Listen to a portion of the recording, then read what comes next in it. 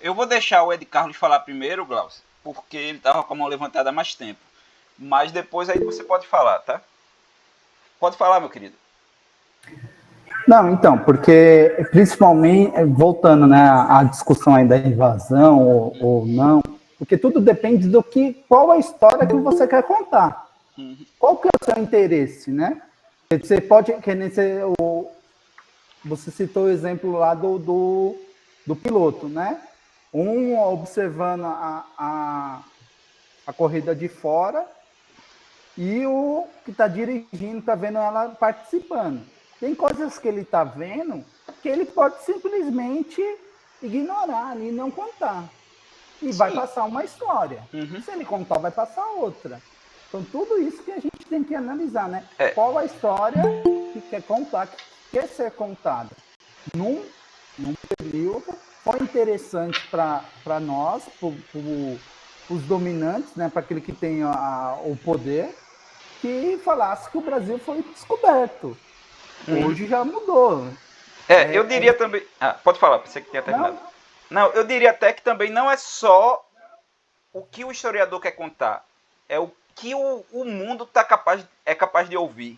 O que o mundo é capaz de gerar, entendeu? Porque também não adianta você dizer um negócio mais acertado do mundo, com toda a comprovação, e o ambiente acadêmico, o ambiente intelectual, a sociedade diga que não, isso está errado. Isso aconteceu com a ciência várias vezes, com pensadores, com Nietzsche morreu sozinho porque ele não tinha ninguém que pensasse feito ele. E hoje a gente vive um século nietzschiano. Nietzsche é um filósofo incontornável para a filosofia da metade do século XX para cá.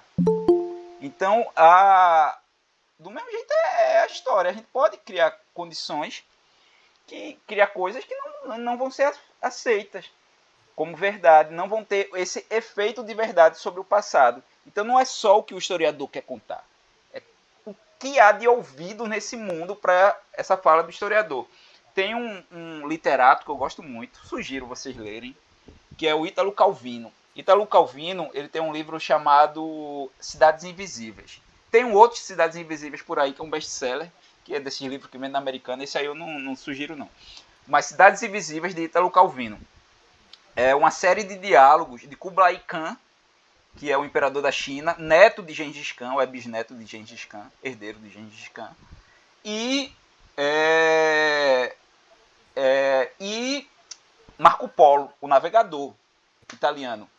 Gengis Khan, Kublai Khan, viveu e passou a vida toda presa na Cidade Proibida. O imperador chinês não saía da Cidade Proibida, é uma coisa clássica isso. E o Marco Polo é o contrário, né? Marco Polo é o cara que saiu da Itália navegando, foi bater na Ásia, é o cara que trouxe o macarrão para a Europa, o macarrão para a Itália e tal. E em determinado momento Marco Polo, os capítulos são vários capítulos com Marco Polo falando das cidades que visitou para Kublai Khan. Quando em determinado momento eles param de falar das cidades e começam a conversar entre si, é sempre um diálogo. E em determinado momento Kublai Khan fala que quem comanda o imperador naquele momento é Marco Polo. Aí Marco Polo diz não, quem comanda a narrativa é o ouvido. Porque você está aqui, eu estou contando isso porque você está me deixando contar, você que está me escutando. Então quem comanda a narrativa é o ouvido. Então não adianta o historiador, por mais que ele tenha rigor metodológico, tudo mais, tudo vai. Se ele não está produzindo algo que seja entendível, que seja escutado pelo seu tempo, não tem efeito. Não tem efeito de verdade, não tem efeito de nada. Então também é por isso que eu falo que não é uma relação só do que o historiador produz. É uma relação do que a sociedade produz, nesse sentido. Mas também não sei. Desculpa. Pode falar que a gente vai conversando. Mas também seria uma relação de poder. De poder, lógico.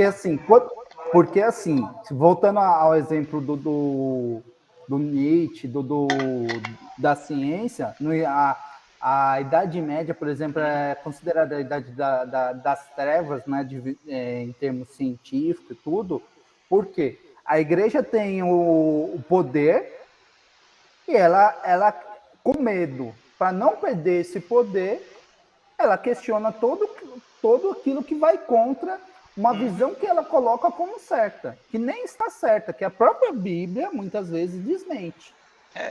Mas aí tem que pensar sempre também que o poder é relacional e que o poder ele gera prazer. O poder não é só proibitivo. O poder também gera prazer, ele gera contentamento, ele gera felicidade.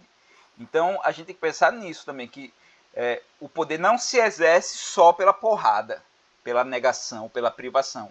Ele, pelo contrário, ele só é eficaz quando ele gera prazer, quando ele gera bem-estar, quando ele gera essas questões. Por exemplo, os discursos da nossa sociedade sobre empreendedorismo, sobre ter um corpo legal, é tudo discursos de poder. São poderes sobre o corpo, são vários tipos de poder.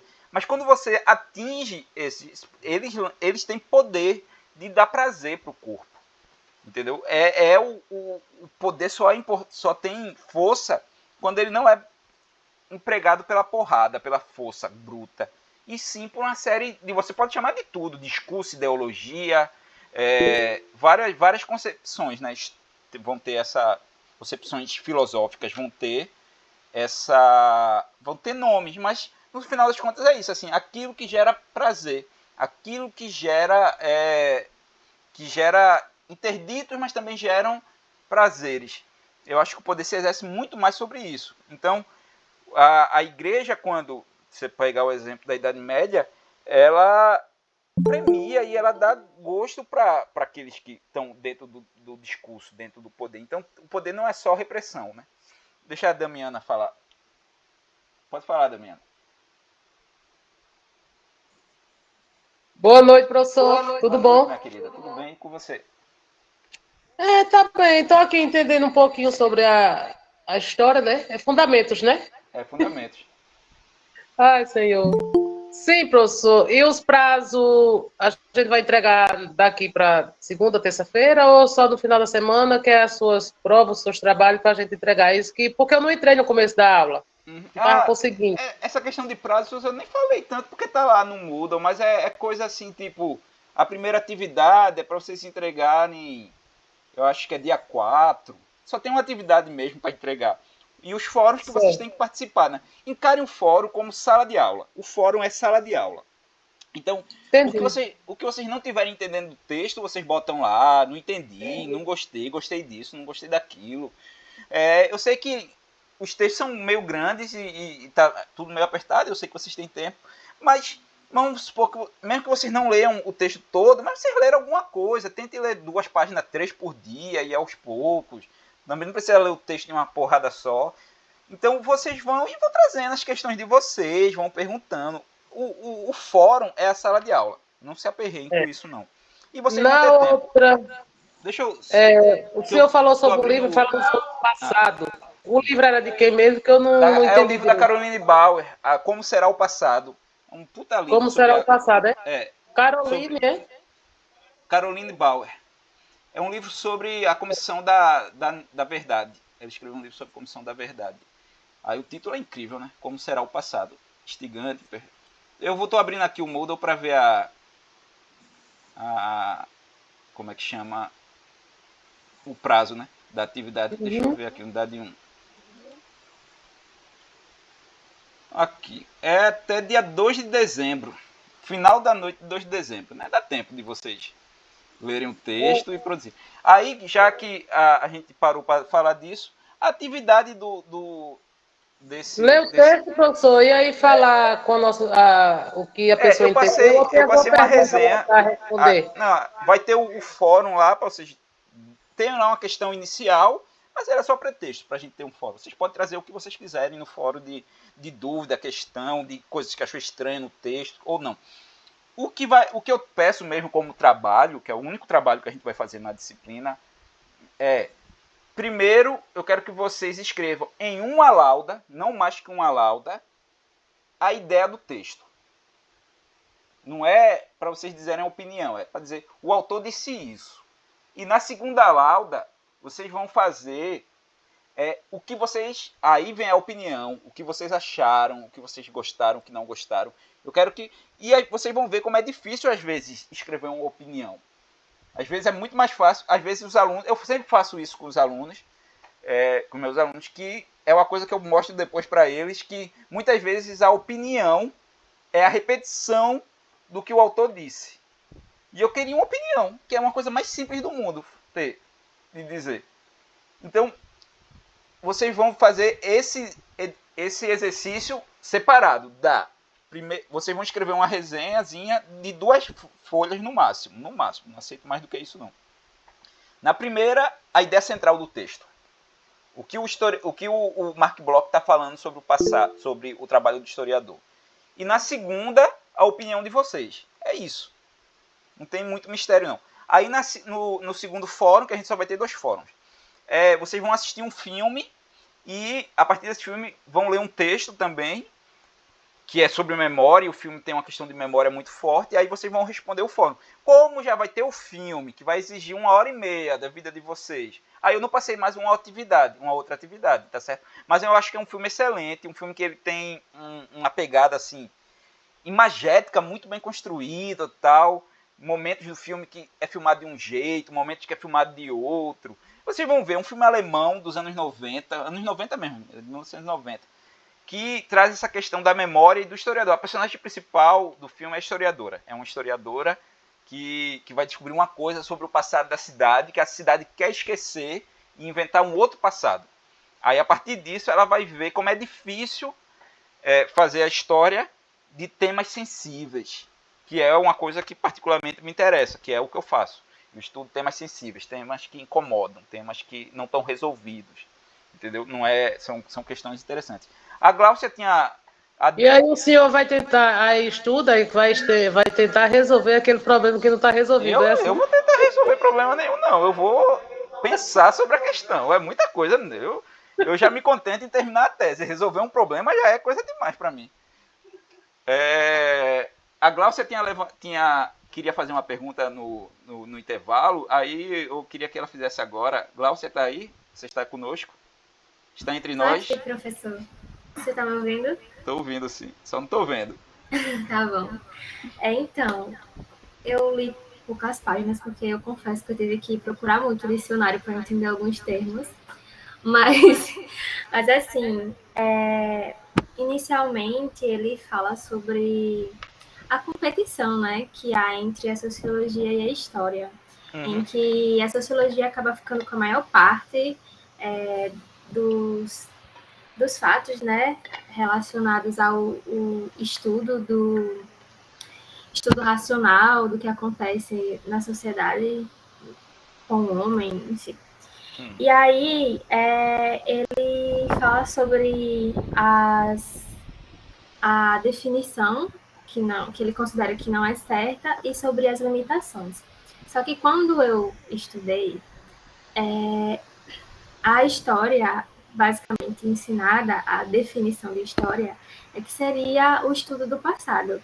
E ele apresenta a história como sendo o estudo do homem, né, no tempo.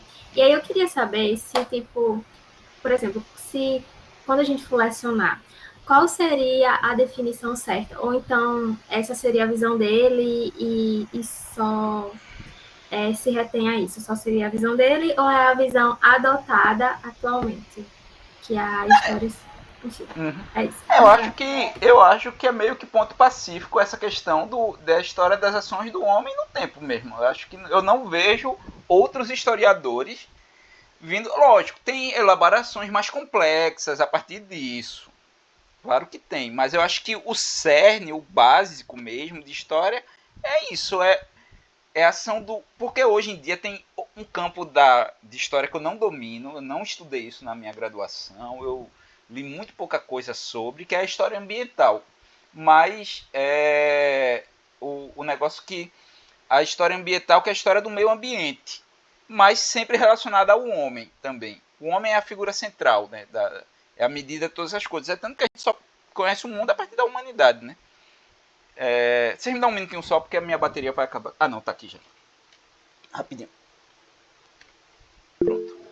É isso, mas eu acho que é uma discussão, eu acho que é uma coisa acertada. Quando ele fala no tempo, é porque tem essa complexidade do próprio tempo. Assim, que tempo é esse que está falando? O tempo da experiência, o tempo da cronologia, o tempo do passado, o tempo do presente. Tanto que eu faço parte de um campo que dizem ser história do tempo presente. Porque eu estudo um negócio que é de 95 a 2010. É o meu recorte temporal. Que é uma história recentíssima, assim. Aí o pessoal tem essa coisa do história do tempo presente. Mas eu acho que toda história é história do tempo presente no sentido que a gente faz no presente. Então se estuda às vezes essa relação, por exemplo, a memória. A memória não é estudar o passado. Estudar é como o passado se apresenta hoje. Então, mas sempre é homem e tempo. Homem e tempo é fundamental, no sentido homem de humanidade, né? Eu acho que é isso. Tanto que tem arqueologia, né, que estuda os homens, mas se for para estudar planta, bicho, tem outro nome já. Não é arqueologia, é paleontologia. Então, a humanidade é central na história, para a história. É humanidade e tempo. Eu acho que não tem muito mistério, não. O que ele está falando também ali é o cenário francês, né? A gente tem que sempre lembrar isso. Por isso que eu pedi para vocês, no texto lá, pesquisarem um pouco sobre o autor. Isso é uma dica para a vida, assim, de história. Todas as que vocês forem lidar com um autor, com um texto fácil, difícil, tente entender qual é o lugar social daquela obra. Na França, naquele tempo, a vanguarda da historiografia era a sociologia.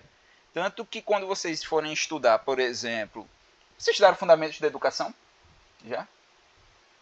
Sim, a gente teve agora. Leram Marx, Weber e Durkheim? Discutiram isso lá em Fundamentos? Sim. 3 sociólogos. Por que não estudaram nenhum historiador? Pode ver, ó. Porque a sociologia tinha esse destaque total na Europa. Tinha muito destaque. Aí a filosofia, a história vinha a reboque. Mas na França acabou que a revolução epistemológica que Marc Bloch, a geração dele, faz, dá um up na história tal, e coloca ela no patamar que ela devia ser. Mas também, é o que eu estou dizendo, é uma coisa da França. No Brasil não tinha essa sociologia super desenvolvida.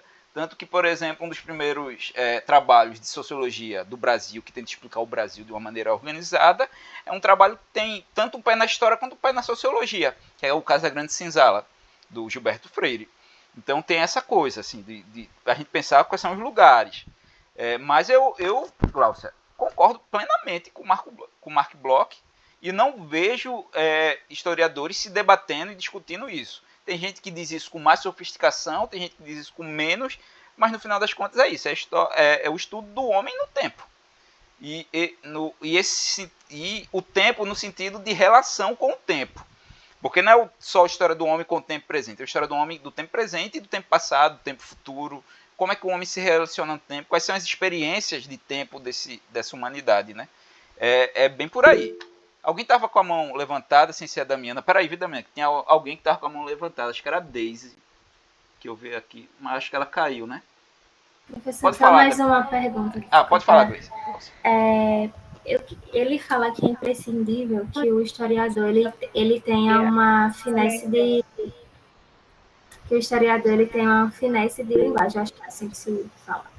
E aí eu não sei o que seria isso.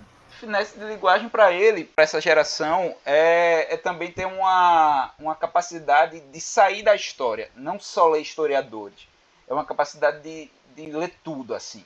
A linguagem é isso, usar várias outras... porque no início da história, a história era muito centrada na própria história, quando ela foi criada. Historicismo alemão, criada como disciplina, né? Porque história sempre existiu como disciplina. Então, o historiador ele só lia história. No máximo, diplomacia. Diplomática, né? Diplomacia não, diplomática. Diplomática é o estudo se um documento é de verdade ou não. Estudar o tipo de papel, o timbre, essas questões técnicas assim, da documentação para poder provar que um documento era verdadeiro ou falso. Isso é diplomática. Então, era muito restrito. E o que Marc Bloch vai fazer é que a gente precisa estudar mentalidade, que a gente precisa estudar sistemas de crença, a gente precisa estudar a roupa, a moda. Então, para isso, a gente precisa sair da história e se apropriar de outros textos. Assim. É tanto que meus livros vocês vão ter aqui, por exemplo, os livros de história, mas aqui atrás, ó, cheio de livros de filosofia. Tudo isso aqui é filosofia. Judith Butler, que é uma série que eu comprei. Judith Butler é uma puta filósofa. Vivo lendo essa galera da filosofia. Aí vocês têm aqui, por exemplo, Freud, estou lendo psicanálise. É isso que ele está dizendo, essa finese, é você não ficar preso. Eu sou historiador, só vou ler história. Só vou lidar com questões da história, do tempo, do passado. Não, você vai ter que lidar com tudo. É uma complexidade. E dependendo do do seu campo de estudo, você vai ter que aprender coisas. Assim, eu estava conversando com um aluno, amigo meu, tal, está terminando a graduação em História, e ele quer estudar música. Tudo bem, mas você vai ter que entender música. Você não precisa tocar, você precisa entender. Então ele estava se lascando para entender música. Ele queria estudar música cafona dos anos 70, né? Que é o brega, né? Odair José, essas coisas. Eu disse, por que ela é cafona e Caetano não é? Aí ele disse, porque a sociedade disse, não. E a sociedade diz isso porque tem uma arrumação de acordes, tem os arranjos que vão ser encaixados nisso. Então ele vai ter que aprender sobre esses arranjos, sobre esses acordes. Porque não é estudar só o que o cara fala na letra, é estudar a música mesmo também. Aí é isso, a gente tem que aprender com várias outras áreas. Como eu estou estudando memória, eu sempre estou lendo filosofia e psicanálise, fundamentalmente, assim, que é como se lida com essas memórias.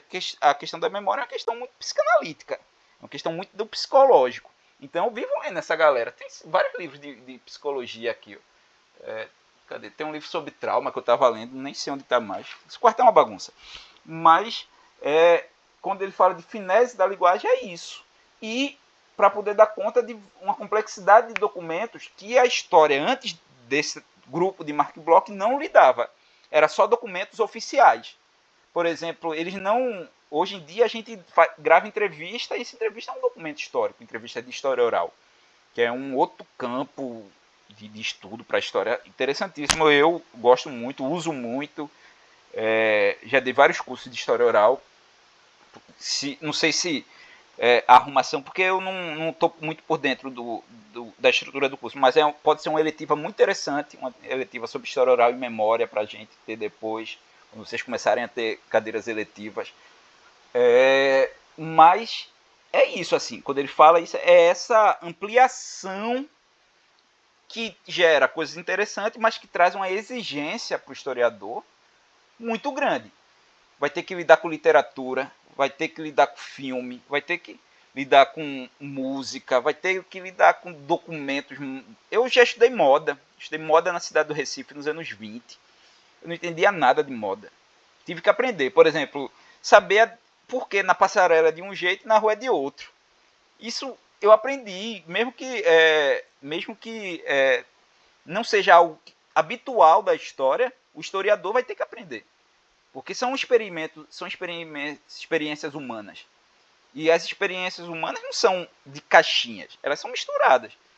Por isso que essa finese da leitura é isso, assim, você ter uma capacidade de leitura do mundo com a sua amplitude. E para isso você vai ter que ler muita coisa, você vai ter que estudar muita coisa, você vai ter que sair do campo da história e ir para outros campos. Os campos da sociologia, e cada objeto de estudo, de história, cada tipo de historiador vai ter sua proximidade.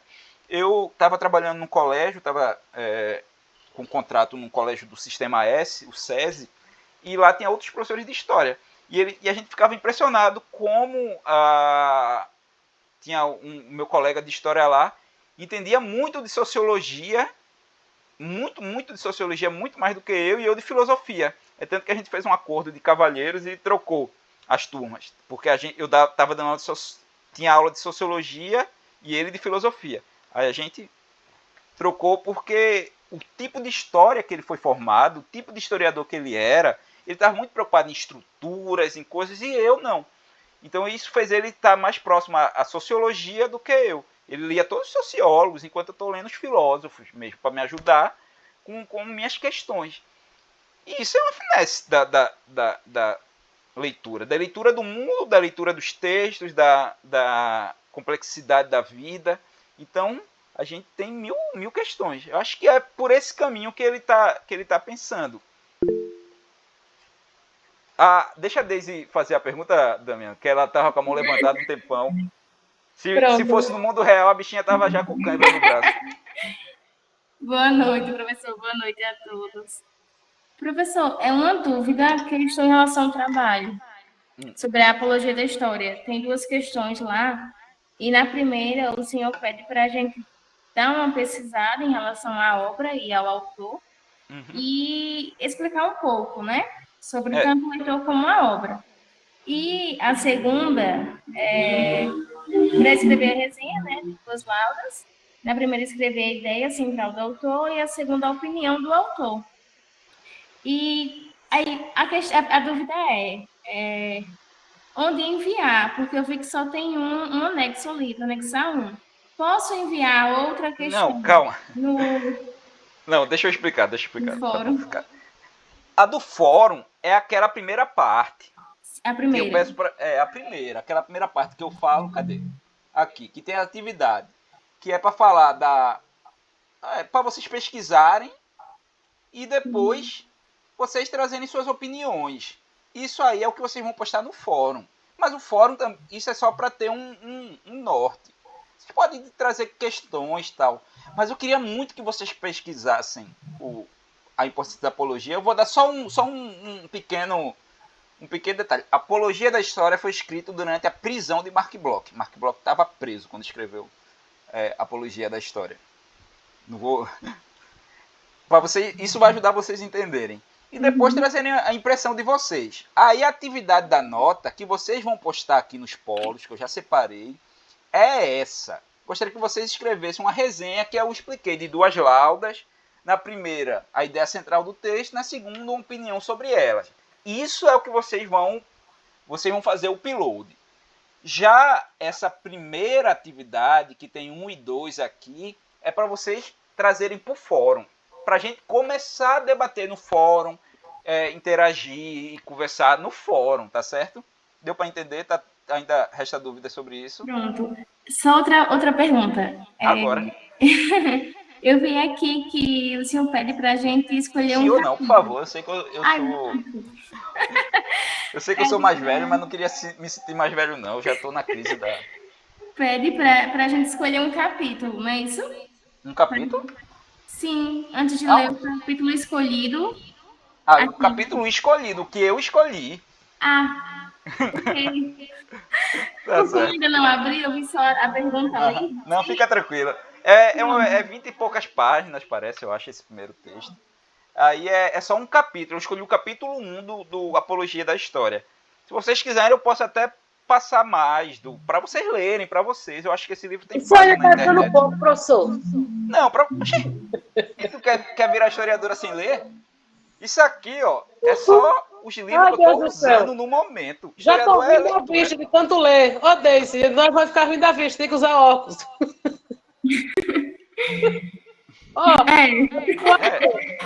Mas assim, o que eu tô dizendo é se vocês quiserem, eu posso disponibilizar o livro para vocês ficarem. Não vou cobrar nada, não. O que eu vou cobrar é esse primeiro capítulo que a gente está discutindo. E a Apologia da História é um texto clássico. Você não pode sair do curso. Tem textos que você não vai sair de um curso de história sem ter lido. Apologia da História, Le Goff, Brudel, esses caras têm que ser lidos, assim.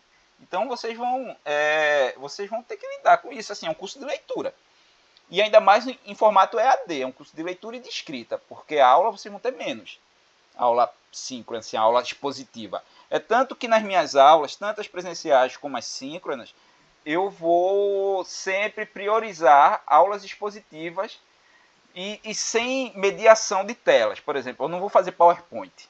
Até porque, lendo o livro, o senhor vai entendendo e tem que ter um rascunhozinho do lado, né, professor?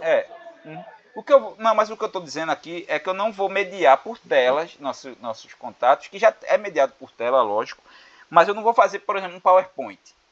Porque você já tem tela demais, você já tem coisa lida demais. Então, eu queria, nesse momento, humanizar mais os nossos contatos, Nossas relações. É tanto que eu falo com o Marcelo e protesto, que é o coordenador do curso de vocês,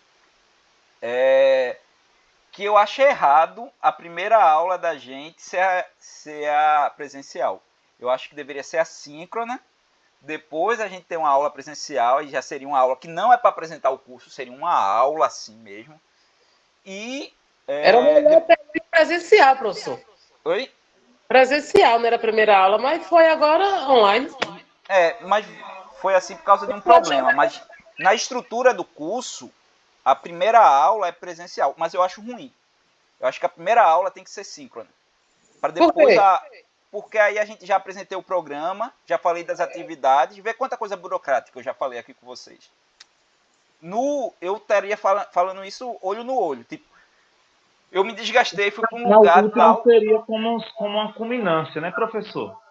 Podia ser no meio do curso. No real, eu queria que fosse no meio do curso. Não é culminância nada. Seria no meio do curso para ter uma aula presencial com vocês. E isso era sem ser uma aula para apresentar o programa, uma aula sem ser burocrática. Mas é uma questão de adaptação. O curso está sendo adaptado ainda, tem essas questões. Eu não apito, né, nisso, então só sugiro. Sugiro porque sou amigo do coordenador, fiquei amigo do coordenador também geral, que é o profissional Fran. Então isso é sugestões que eu faço ao curso. Porque não, outras nunca mais apareceu na Fran. Só apareceu uma vez lá no Polo. Mas ele não precisa aparecer o tempo todo mesmo, não. Ele não é professor de vocês, né? Ele é o coordenador da EAD. Não deu mais pra gente. O coordenador do curso, que é quem vocês têm que ver mais, é Marcelo. Marcelo Góes. O Douglas está com a mão levantada. Pode falar, Douglas. Professor, eu estou observando aqui o plano que o senhor colocou na plataforma, né? Aí a ementa ela trata aqui do trabalho e função social do professor historiador. Aí eu gostaria que o senhor tratasse um pouco, porque teve um momento da aula que eu acabei não ouvindo, eu não sei se o senhor já tratou sobre isso, sobre o trabalho e a função social do professor historiador, perante as transformações dos saberes históricos, e também os campos de atuação do egresso de licenciatura em História. Aí colocou aqui as instituições de ensino e de pesquisa. Eu não sei se isso é para hoje ou para... Não era bem para hoje não, mas a gente pode discutir. Eu acredito que as aulas são mecanismos vivos que vão andando e causando interesses, assim. Mas é para pensar, por exemplo, por que eu digo professor historiador? Para não fazer distinção. Mas qual é o papel? Ao que serve? Por exemplo, o que Mark Bloch está fazendo aí, a geração de Mark Bloch, eles estão fundando uma outra epistemologia para a história. Epistemologia é a capacidade da gente enxergar o mundo de maneira racional, de maneira organizada. É uma organização para a gente entender o mundo, assim, para a nossa capacidade de pensar. Epistêmia, né? E o que Mark Bloch está fazendo é mostrando que sempre foi social. Porque a história, antes de Mark Bloch, se dizia muito neutra. Ela se dizia neutra. Mas essa história neutra, que ele vai falar em algum momento no texto, não sei se é nesse capítulo ou em outro, que é o historicismo alemão, ela nasce, quem assistiu minha aula em Penedo viu eu falar, ela nasce junto com os estados nacionais.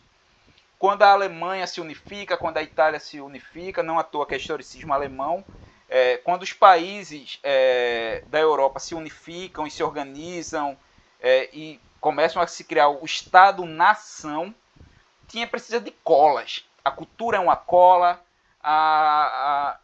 desse mosaico de pessoas e dizer que o que faz o alemão ser alemão é a mesma coisa que se eu perguntar quem é você.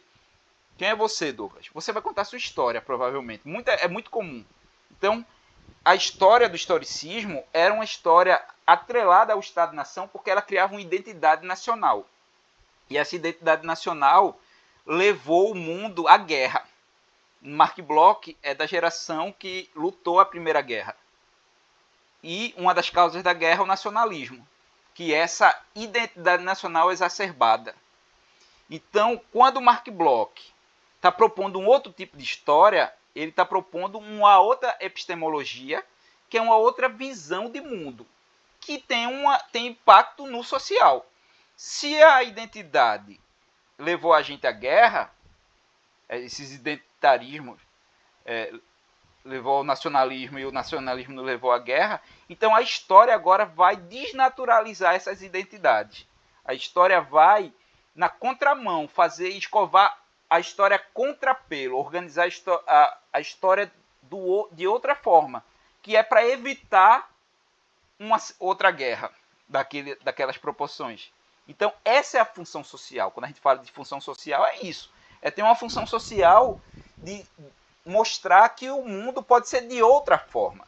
Por exemplo, tem coisas que a gente naturaliza na nossa sociedade, tipo o amor de mãe. O amor de mãe é uma invenção do século XX, século XIX para o século XX. Não existia essa crença que a mãe devia amar o filho absolutamente. Ela cuidava da criança, mas esse amor incondicional que a gente inventou é recente. O amor, a ideia do amor romântico, o amor que a gente tem é muito recente.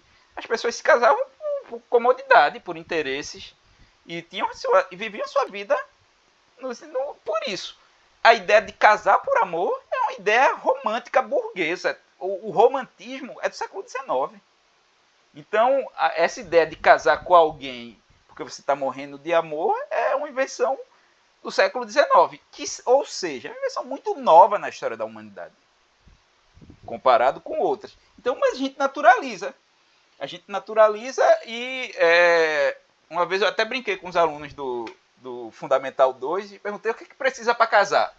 Aí os alunos, amor. Eu disse que não. Para casar precisa levar num juiz e assinar o papel. Amor você pode fazer todas essas outras coisas, mas casar você não precisa de ter amor para casar não. Se fosse assim, quase ninguém casava. É essa desnaturalização do mundo é uma das funções sociais. E outras, assim, tem outras formas. Cada historiador, ao fazer história, tem um impacto social. E esse impacto social é a construção de mentalidade. O que o senhor falou no início, que eu estava ouvindo, porque eu estava caminhando, e eu consegui capturar o que o senhor falou e que alguns alunos, alguns colegas de turma falaram, né? Sobre a questão do termo descobrimento e invasão. Sim. Uhum. Né? Que isso é função social. Né? Exatamente. Social. Porque assim, é interessante. Porque é interessante, no primeiro momento eu achava muito estranho esse nome invasão, né? Eu ficava, meu Deus, por que dizer invasão? Tá, mas aos poucos eu fui observando que tem um sentido.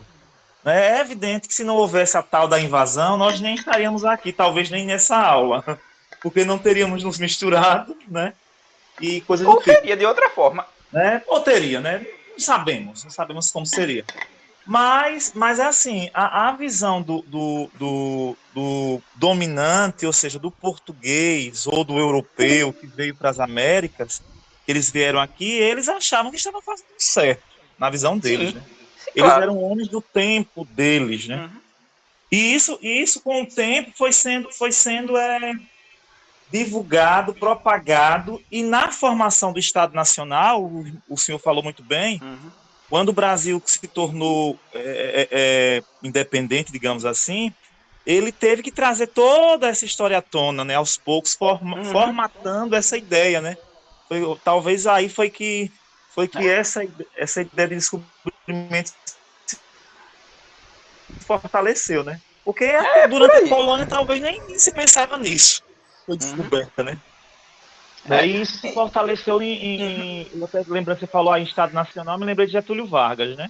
Aquela questão do senso de identidade de nação brasileira, né? Naquele período da guerra, né? É interessante isso, muito boa essa colocação. É tanto que é a função social da história que se fez criar essas identidades nacionais na Europa, e a função social da história que fez também ela desconstruir essas identidades. Então é nesse sentido de funções sociais. E é tanto do pesquisador quanto do professor e do professor pesquisador. Porque também tem... o professor também é um pesquisador. Só que é como se fosse um clínico geral, né? Tem que entender um pouquinho de tudo. O pesquisador geralmente é focado. Eu até brinco assim com os amigos, que como eu só estudei século XX e estou essa no tempo presente, né? Quando eu vou estudar para um concurso assim, de professor de Estado, professor da rede básica, eu digo, veja que coisa interessante, meu amigo, existia um tal de Império Romano, porque é tanto tempo que eu não estudo essas coisas, que eu até esqueço que existem, assim. Já o professor de sala de aula nunca esquece, sabe de tudo disso aí, mas sabe um pouquinho de tudo. Aí eu fico dizendo que os amigos que são professores mais da educação básica que eu, né? Porque eu entro e saio da educação básica, é uma loucura. Mas é impressionante, assim, como eles sabem de coisas assim que eu esqueço completamente, porque não faz parte do meu dia a dia. Então, às vezes, eu preciso de me preparar muito mais para dar uma aula para o 6º ano do que para dar para uma aula para vocês. Esse assunto aqui é muito mais tranquilo para mim do que um assunto do, sei lá, de Grécia, de Mesopotâmia, tal. E olha que eu de antiga, agora eu tô na... Estudei, né? Porque o importante do curso de História, e essa disciplina tem muito a ver com isso, não é fazer vocês decorarem coisas. É capacitar a leitura de vocês para vocês se virarem. É por isso que vocês, quando estudarem, por exemplo, uma cadeira como Brasil, vocês não vão ver a história do Brasil toda. Vocês vão ver trechos, vocês vão ver recortes, vocês vão ver um professor vai dizer, a gente vai estudar só Vargas. Foi o que aconteceu comigo. Eu não estudei ditadura na minha graduação. Só estudei Vargas na cadeira de Brasil contemporâneo. E tranquilo, mas porque o importante não é fazer a gente decorar as coisas. É fazer a gente ter uma leitura qualificada. Da gente poder se virar só. E o curso de vocês é muito isso. Assim. O curso de vocês, por excelência, é para vocês se virarem só. Eu estou aqui para dar uma ajuda, mas no final das contas, vocês são os principais construtores do conhecimento, tá certo? Zilma levantou a mão, pode falar. Ainda tem mais para falar, Douglas? Não, assim, o senhor falou, eu também ouvi que o senhor falou que trabalha, não sei se trabalhou, na fundação, me parece Joaquim Nabuco. Joaquim Nabuco. Trabalho no Instituto de Pesquisa. Assim, alguma coisa... Iconografia, trabalho com foto. Foto, né? E como o senhor falou, aqui trata dos campos de atuação do egresso de licenciatura em História, aí eu queria que em um outro momento o senhor fala com a Zilma e com a Damiana, sim, a gente aí pode o senhor falar mencionasse essa parte aí, porque... porque os campos são muito diversos, né? Existe a sala de aula, que é 99% da atuação, mas existem outros lugares. Lugares de museus, que é lugar de atuação do historiador, arquivos, acervos. Eu mesmo trabalho com acervo, mas numa instituição que está em museu. E tem pesquisa. Então, tipo, lá tem tudo. E tem aula, só que a aula eu não dou lá, porque a aula tem um mestrado em sociologia e em educação. Mas são as áreas de atuação. Eu estou lá, eu trabalho, por exemplo, pesquisando. Eu tenho acervos de fotografia e não tem informações sobre as fotos. Então, meu trabalho é coletar metadados para ajudar as indexações e facilitar o trabalho do pesquisador. É um trabalho de historiador, eu fico pesquisando sobre aquelas fotos, sobre aquelas coisas, a iconografia, o setor de iconografia, e alimentando o metadado, colocando metadados, que são os dados que vão ajudar o historiador, ou qualquer outro pesquisador, falo historiador porque é o mais comum, mas tem vários tipos de pesquisadores que vão lá analisar aquele documento histórico. Porque o documento, só uma foto pela foto, fica bem limitado. Se você não sabe aonde foi, quem tirou aquela foto, qual o período, em que coleção ela está, quem são as pessoas na foto. E aí é um trabalho de cão. Assim, às vezes tem dia que eu passo a tarde todinha para pesquisar uma foto, e tem dia que está muito fácil, assim, está escrito atrás da foto tudo que eu preciso. Tem tudo, né? Interessante. Você me fez lembrar aqui algo da vida. Eu fazendo uma pesquisa aqui da Igreja do Corpo Grego, eu observando várias fotos, as pessoas mandavam fotos e a gente não sabia quando era, nem quem estava na foto, nem onde era. E à medida que eu fui pesquisando, a gente conseguiu fazer uma catalogação, né? Pronto, é isso que eu faço. Só que aí é um pouco mais, um pouco mais complexo, né? Porque eu tenho um sistema que eu tenho que alimentar metadados. Aí o senhor falou de metadados, aí eu vinculei, né? Então o senhor já tem um sistema que facilita, né? É isso, no final das contas. Ótimo, professor. Agradeço Eu que agradeço pela pergunta. Senhor, certo? Obrigado. Zilma, pode falar, Zilma. Estou vendo aqui que só resta 9 minutos, então vou ser breve. Veja só. dois pontos. Primeiramente, foi comentado aqui a questão das participações no fórum. Eu tinha elencado algumas vezes com os colegas de turma que o fórum não é só você postar lá e deixar lá como pronto e acabado. Uhum. O fórum é um espaço de diálogo, de aprendizagem, ou seja, de o aluno postar uma ideia, um posicionamento, se posicionar, ou pode ser concordar ou discordar, e você comentar, porque ali é uma aula virtual, é um espaço virtual que a gente aprende na coletividade, ou seja, um tendo um ponto de vista e outro. Mas é o meu pensamento, que eu já fiz Não, mas tá certíssima. Quem tá pensando errado, quem tá pensando ao contrário tá errado.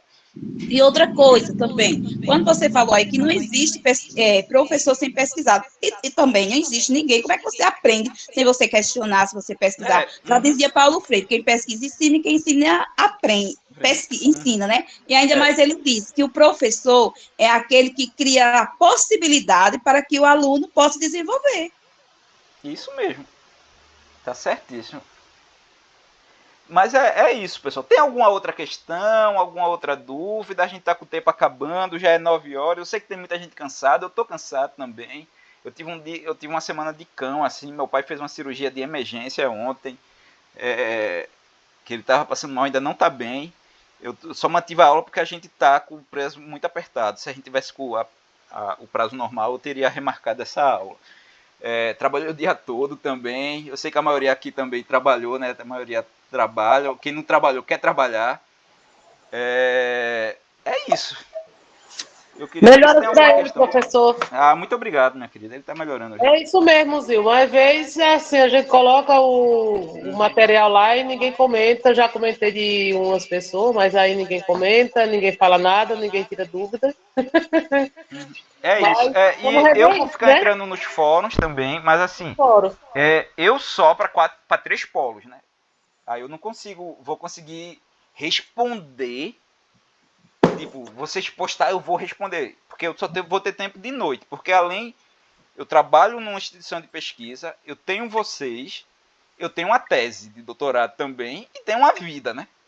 Aí nesse momento, eu quero ter uma vida. Aí, tipo, na sexta-noite eu não vou responder nada. Se precisar de mim, WhatsApp, de preferência horário comercial, mas eu sei que se for cedo da noite eu respondo também, não vou ter essa mas coisa. Se chegar uma mensagem assim inesperada, 11h30, meia-noite, no telefone do senhor, chamando para tomar uma. No dia seguinte. Não, nesse horário é só para tomar uma cerveja. Aí eu topo. Mas no geral, bom senso, né, minha gente? Vocês têm meu número, mas assim, eu não tô disponível depois, fim de semana. Assim, lógico que eu vou responder e tal, mas eu tô bem atarefado, né? Porque eu tô com 3 polos. Isso não era para estar acontecendo, era para ter um tutor para cada polo. Mas é o que tá e é o que tem para hoje. Professor, o senhor deu aula da aula em Penedo, em Santana do Ipanema e qual outro mesmo? Porto Calvo. Menino, pense. O senhor já deu aula. O estado todo, a cidade. Aí, como a gente tinha que escolher um polo, acabei indo para Penedo, mas foi ao acaso. Não sei se foi ao acaso ou se foi Marcelo que queria passar o fim de semana lá em Penedo com a gente. Mas eu fui para Penedo e achei maravilhoso. Eu achei maravilhoso. Eu quero voltar lá sem ser a trabalho, com o tempo, assim. Quando é a sua próxima aula, professor? Minha próxima aula a gente pode marcar na próxima quinta, se for bom para vocês. Mesmo horário? Mesmo horário. Porque a gente pode fazer... Porque dizem que eu tenho que fazer 2 aulas. Mas a gente pode fazer mais de 2. O problema é tempo, né? Aí a gente pode ver, a gente vai discutindo. Eu estou nos grupos de vocês, aí eu vou ver direitinho, mas em teoria acho que nas quintas ou nas quartas pode ser bons dias de aula, né? É porque até segunda a gente tem aula com o professor Ailton.